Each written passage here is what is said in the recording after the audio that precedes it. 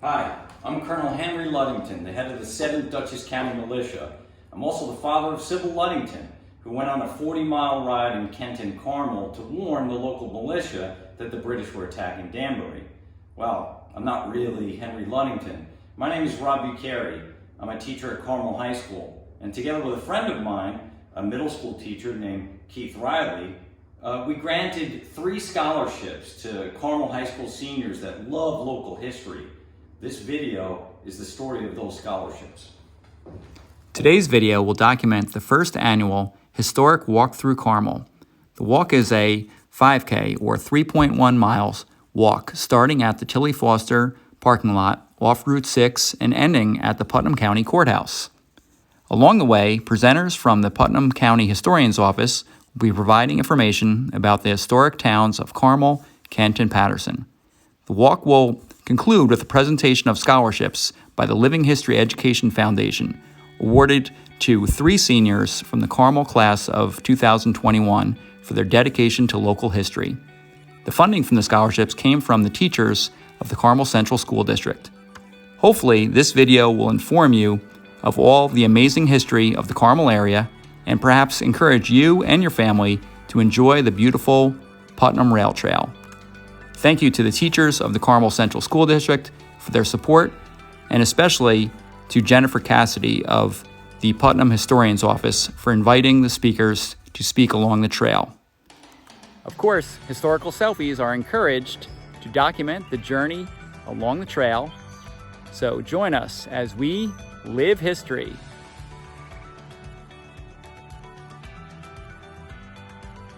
This is the first year of a Carmel Historic Walk, which actually was Keith Riley's idea. My name is Rob Bucari. I'm a teacher at the high school. We're happy to have a partnership with Jen.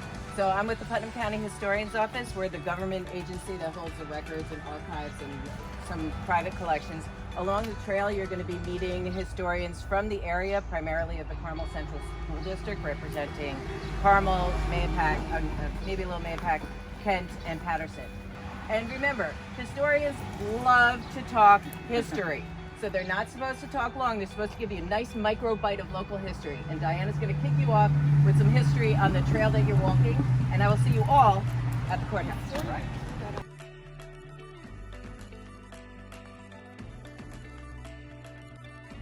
Before we get started, Rob and I are dressed this way to get you guys ready for the 250th anniversary of the American Revolution. So we're 5 years away. So this actually used to be the site of a railway system. Running through this area was the Putnam Division Railroad, which was also known as Old Put, which ran from the Bronx into Brewster. So basically what it was a massively important part of the railway system, especially here in Brewster. In Brewster, there was a massive junction, which was known as the Putnam or the Putt Junction, where the Harlem Railroad, the Putnam Division, and the Maybrook Line, which ran to Connecticut, all met. So it was possible in Brewster specifically for people to transfer from one train line to another.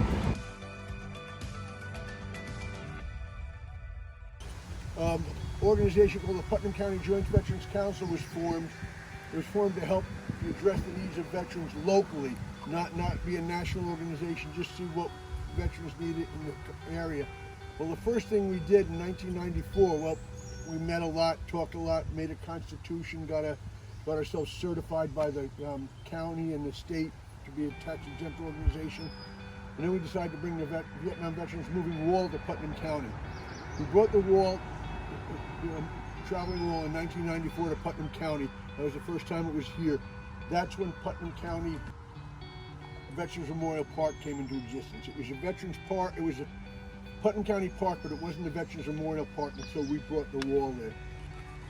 The legislators and the county executive at the time, Bob Bondi, was so impressed with what we did with the wall and the amount of people that came to see it that they said, well, let's make this a living memorial for Putnam County veterans.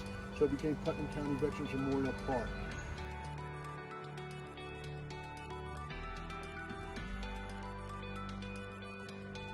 The most important thing is the bedrock, okay? And we know that Carmel schools rock, okay? Am I right? Right.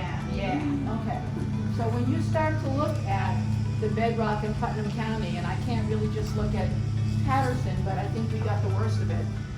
we are in the Hudson Highlands, okay, which you're very well aware of. Our county is the Hudson Highlands in New York. We've got our section here. It does go over into Connecticut, the Highlands go across New Jersey and down into Pennsylvania. We are in probably the oldest rocks in New York State. And everybody knows everything about plate tectonics from school, right? Sure. Yes. Sure. Oceans open, continents smash together, mountain ranges form, oceans open, and this goes on and on and on and on. So the Highlands and also the Adirondacks are part of probably the oldest rocks in New York State. And my students used to love this, okay. This mountain range formed 1.1 billion years ago, okay, in the Grenville orogeny, okay. I had to talk about cleavage, but orogeny was about almost right there. So we are looking at a continental collision, okay, where a shallow ocean got squished between a moving continent and proto-North America and folded up all these rocks that are part of the Hudson Highlands.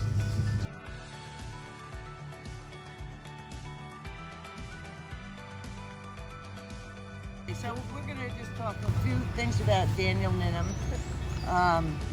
This is a booklet by Michael Karopian, who is doing a statue that will be at the intersection of 82 and 52. He lives in Kent, and he's been trying to get this project going for quite a while. So I'm just going to read some quotes from this about Daniel Nimman, that most historians agree that Daniel was born in 1726 in Fishkill near the town of Wickham, which is where this statue is. What Jackie said, Daniel Nimman was part of the Wappinger Confederation, basically. In this area, that part of the tribe were known as the Nakpeen. They were very famous. The Dutch called them Hooglanders or Highlander Indians, right? And they were kind of famous for their fierceness. They were decimated by disease. As soon as Europeans came here, they were decimated by the King Philip's War, which was a Dutch-English war. Again, Jackie mentioned that they were moved up to Stockbridge during the French and Indian War. By the time of the American Revolution, there were about 200 tribe members left, right? There were about 60 warriors, right? And the numbers who died down in Kingsbridge was between 60 and 15 in all the literature. When you read about them, right, in the literature, the name Wappinger, right, comes up maybe about 95 times in deeds and so forth and so on.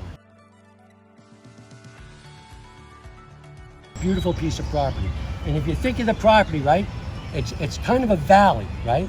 And a stream runs through the property, right? And at early maps it was called Mill Stream, later maps it was called Michael's Brook, right? And that Michael's Brook terminates somewhere around Putt Plaza, right? So it's really a hollow. And if you look, you know, where the school, high school is, and you look down behind there, that hollow starts there. And that was the entrance, right? The track was an interesting track, right? They renovated it, put a lot of private investors. This is the 30s now, right? So we know that, you know, the economy was kind of changing a little bit. So they changed it up a little bit, and they invested in it, and it became a big horse track, trotter track, right? And trotters were the name of the horses in the area. It's one of the best trotter tracks in New York, next to Goshen. Goshen was the other big trotter track in the area. Dissipated, fell apart, right? Finally, Mr. Dill, who was a businessman, came to the area, started off in offices, finally got into lumber. And if you remember, if you were up here in the 80s and 70s, right, everybody bought their lumber from Mr. Dill, right? He finally donated that land, it was the last thing he did, right? He was born in 1912, he died in 2004, and I think that was dedicated that year. And it's a beautiful area. When you look through it, it's a typical rivulet type of area, right? It feeds into the Hudson watershed, right? Eventually feeding into the Middle Branch Reservoir.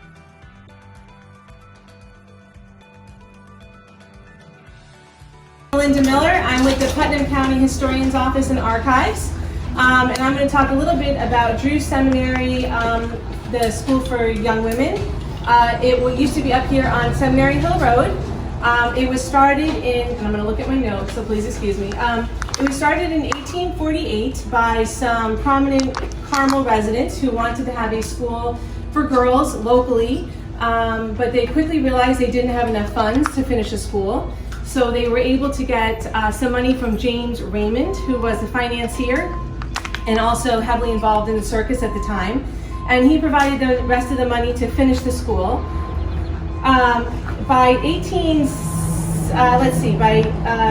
So he finished the school, and by 1851 the school was opened as the Raymond Collegiate Institute, which is up here.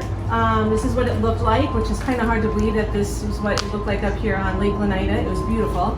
And it was, he passed away pretty quickly after the school was opened. His family decided to sell the school to Daniel Drew, and he bought the school for $25,000, which would have been about $400,000 today.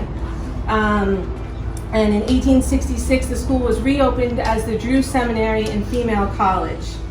It operated pretty well until about 1904. In May of 1904, it burned to the ground. They had their last commencement and the school closed. They were able to have 86 graduating classes through the school.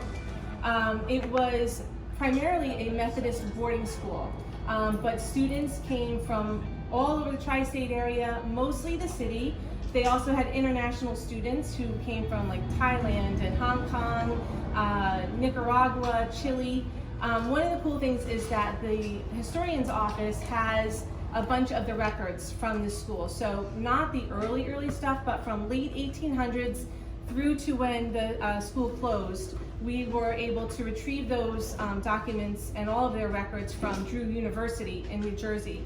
And I know it's kind of hard to see, but this is an example of what it looked like when we got all the records, and we have all of their names, inputted. We have all the records in our archives. The school ended looking like this. And I know it's hard to see. If anybody wants to look at it, I've got some more copies of it. But it was a beautiful school and just really majestic, especially in the beginning. It was majestic, but it took up about 11 acres. It is currently the Paladine Center, which you guys are probably aware of. And I went over there, and there is a little corner of the school left, and it says 1904. And I figured out where it is based on old pictures.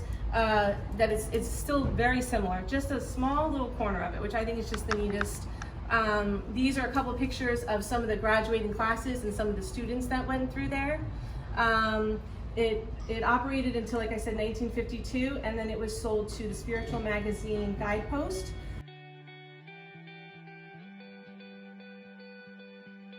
Elisha Cole started what would become known as Cole's Mills in present-day Kent, New York, off of Dixon Road, which is just right off of 301. Elisha Cole, Dixon Road used to be called Cole's Mills Road. Besides being a farmer and a miller, Elisha Cole was also the first pastor of the Mount Carmel Baptist Church, which is down the road this way. Mount Carmel Baptist Church started in a meeting house around the year of 1747, and we still have an active congregation today. In 1747, he built a log house near the stream coming from Barrett Pine, which is in the Sedgwood Club, and later built a grist mill. The construction of Boyd's Reservoir proved problematic for local industry. Roughly 3 to 4 acres of the original Cole's Mills is currently under 10 feet of water, making up the West Branch, also known as Reservoir D. The destruction by the government ruined local families by destroying their source of income and way of life. The New York State government destroyed several Wapentare Native American villages and burial grounds throughout Dutchess, Putnam, and Westchester by sinking them under several reservoirs. Elisha Cole served in the Revolutionary War along with his 4 sons and grandson. There were several mills that existed throughout the county, including another ancestor of mine, Daniel H. Cole's Mill, which he owned and operated his mill where 301 crosses over Lake Lenina, just right over there, over the dam. If it weren't for mills back in the day, especially during the Revolutionary War, it would be difficult to have a strong source of food and even clothing attire.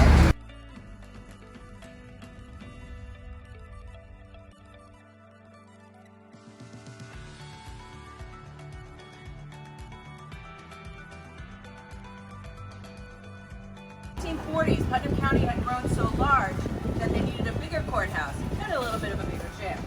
So it was expanded upon the same part, the earlier structure, and the old jail was expanded. I come with greetings.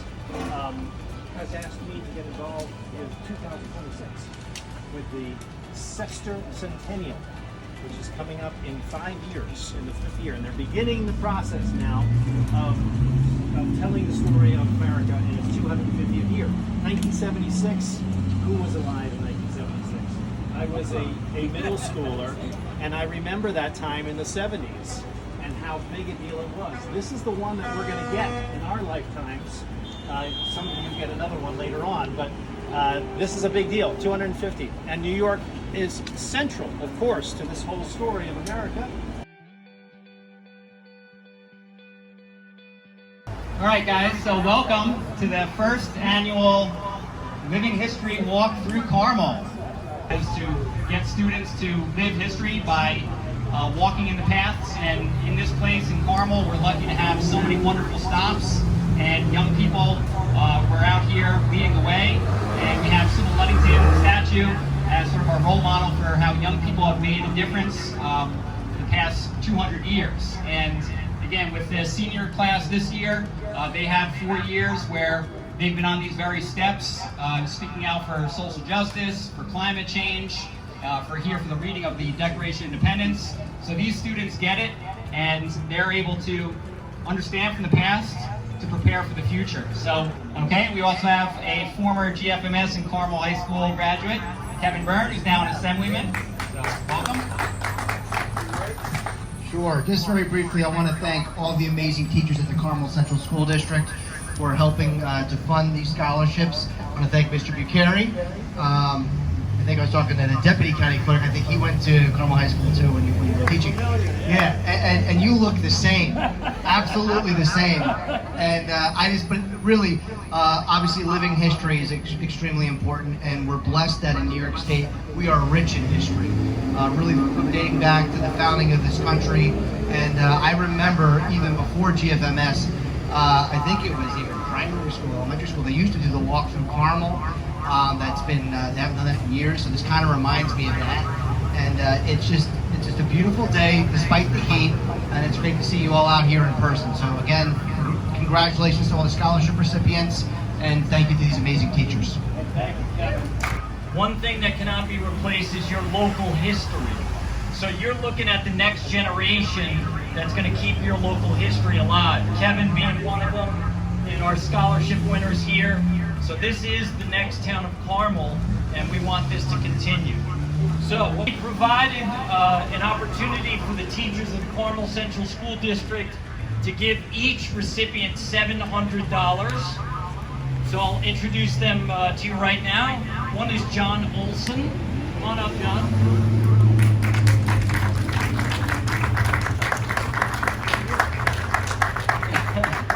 Then we have Lauren O'Loughlin.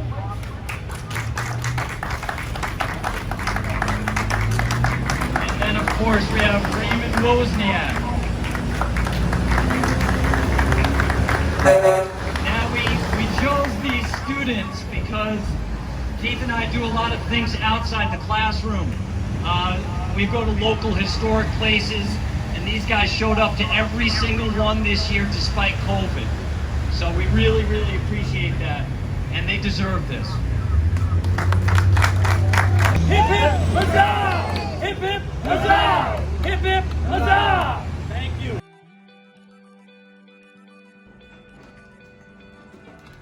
So what you've just seen is the beginning of a yearly scholarship that Mr. Riley and I would love to give to deserving seniors in Carmel High School, especially the ones that love history.